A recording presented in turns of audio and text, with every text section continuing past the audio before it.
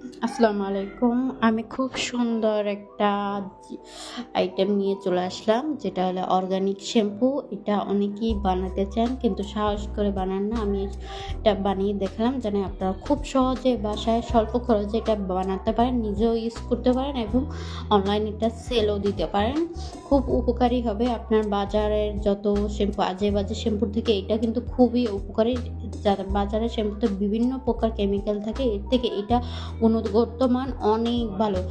আগের যুগের মানুষগুলো এইগুলো দিয়েই কাপড় ওয়াশ এবং মাথা ক্লিন করতো। সেটা হলো শিকাকাই। এই হলো শিকাকাইটা হলো আমাদের শ্যাম্পুর বড় ভালো একটা জিনিস। এটা আপনার চুলটারে কন্ডিশন করবে। তো এই শ্যাম্পু ইউজ করলে আপনার কন্ডিশনার ইউজ করতে হবে না, চুলটাকে লক করবে। আর শ্যাম্পুর মূল উপাদান হলো আপনার এই রিঠাটা দেখে না, শুকনো বড়ের মতন এটা দেখাচ্ছে। এই রিঠা দিয়ে আমাদের শ্যাম্পুটা মূলত তৈরি করব। সাথে নিয়ে নেব শুকনা আমলকি।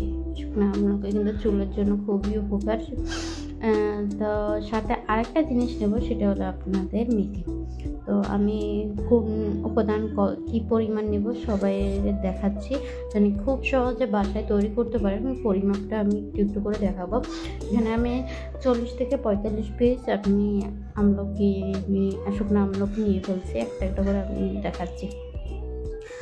তো সবাই একটা মাথায় রাখবেন, শুধু অর্গানিক শ্যাম্পু তৈরি করলে হবে না, সেটার সাথে অর্গানিক তেলটাও আমাদের ব্যবহার করতে হবে। এই দুইটা উপাদান যদি আপনি রেগুলার ব্যবহার করতে পারেন নিয়মিত, তাহলে আপনার চুলের বিভিন্ন ধরনের সমস্যা সলিউশন হবে। সাথে একটা হেয়ার প্যাক ইউজ করবেন। আমি এটা অবশ্যই এরপর চেষ্টা করবো শুকনো হেয়ার প্যাক রেডি করে আপনাদেরকে দেখানোর জন্য।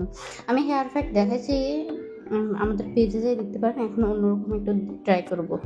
এই হলো শিকাকাইয়ের ভিতরে যে আটিটা থাকে, সেটা আমি দেখালাম। তো এইগুলো দিয়ে আপনারা যে এইগুলোর উপাদানগুলো দিয়ে আগের যুগে আপনার কাপড় ওয়াশ করতো। তো এত দূর যাব না, আমাদের মূল উদ্দেশ্য হলো আমরা শ্যাম্পু রেডি করব।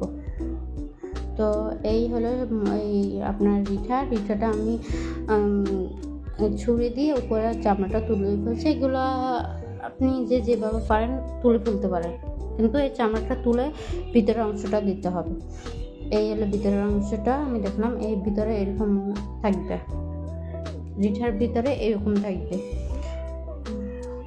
তো সম্পূর্ণ উপাদান আমি একটু একটু করে দেখাবো। এখন হলো মেথি। আমি মেথি এখানে নিয়ে নিলাম 50 গ্রাম। সব কিছু 50 গ্রামের মতনই থাকবে। তো এগুলো আপনারা সপ্তাহে 2 বার ইউজ করতে পারেন। আর 2-3 মাস এটা আপনার ফ্রিজে নর্মালে রেখে ইউজ করতে পারবেন। আমি এখানে 1 লিটার পানি দিয়ে দিলাম। এর সাথে আমি এটা সারা রাতের জন্য রেখে দেবো। আর যদি আপনারা চান দিনে করতে, তাহলে 6 থেকে 7 ঘন্টা এটা ভিজিয়ে রাখতে পারেন। তো আমি এটা রাতে দিলাম। আমি সকালে উঠে এটা কালারটা আমি দেখাবো। এরকম এটা কিন্তু সম্পূর্ণ সাদা, এটা কালারটা চেঞ্জ হয়ে যাবে। এই যে আমাদের কালারটা চেঞ্জ হয়ে গেছে, দেখছেন কালারটা পুরোটাই চেঞ্জ হয়েছে, কীরকম একটা কালার চলে আসছে। এটা হলো শ্যাম্পুর মূল কালার। এটা চলে আসে যখন এটা আমি এগুলো সম্পূর্ণ উপাদান হাত দিয়ে ভালোভাবে কচলিয়ে মানে ভেঙে ফেলবো ভালোভাবে, যত প্রেশার দিতে পারেন সম্পূর্ণ প্রেশার দিয়ে এগুলো আপনার ভেঙে ফেলবেন। তারপর এগুলো চুলায় দিয়ে দিবেন। এগুলো সম্পূর্ণ উপাদান ভিজে ফুলে গেছে, নরম হয়ে গেছে। এ দেখেন আমি হাত দিয়ে পানিগুলো নিচে আমার হাতটা লাগেছে, ক্লিন হয়ে গেছে, একটা মানে ক্লিন একটা ভাব চলে আসছে। তো সম্পূর্ণ উপাদান আমি একটা পাত্রের মাধ্যমে দিয়ে দিলাম এবং এটারে আমি সেদ্ধ করব আস্তে আস্তে ব্লকআউটটা আগ পর্যন্ত। আমার হাতটা যে এত সফট লাগতেছে, মানে খুব কার্যকরী একটা উপাদান। এই যে আমাদের এই দেখেন আপনাদের ফেনা চলে আসতেছে। আমি যে জাল দিছি আর সেই সাথে সাথে একটা ফেনা ভাব চলে আসছে। এটা পুরো শ্যাম্পুর প্রসেসিংই। এটা নাড়াতে থাকবে। আপনি যত ঘন করতে পারেন ততই ভালো। এটা নাড়াতে থাকবেন, যতক্ষণ পারেন ততক্ষণ নাড়াতে থাকবেন। এই হলো আবার বানানো শেষ। এখন এটা আমি একটা পাত্রের মাধ্যমে নিয়ে বোতল বা স্প্রে বোতলের মাধ্যমে এটা আমি ইউজ করতে পারবো। এখন এই শ্যাম্পুটা আমি ট্রাই করে দেখাবো আমার হাতে, দেখি কীরকম অ্যাপ্লাই করতে। এই হলো আমার হাতের মাধ্যমে দেখা যায়। এই দেখেন ফেনা উঠে আসতেছে, আমি সামান্য পরিমাণ নিচ্ছি, এখানে ফেনা উঠে আসতেছে। তো আমার এই তৈরি করা শ্যাম্পুটা কেমন লাগলো সবাই জানাবেন। সবাই এটা বাসায় তৈরি করে ব্যবহার করতে পারবেন।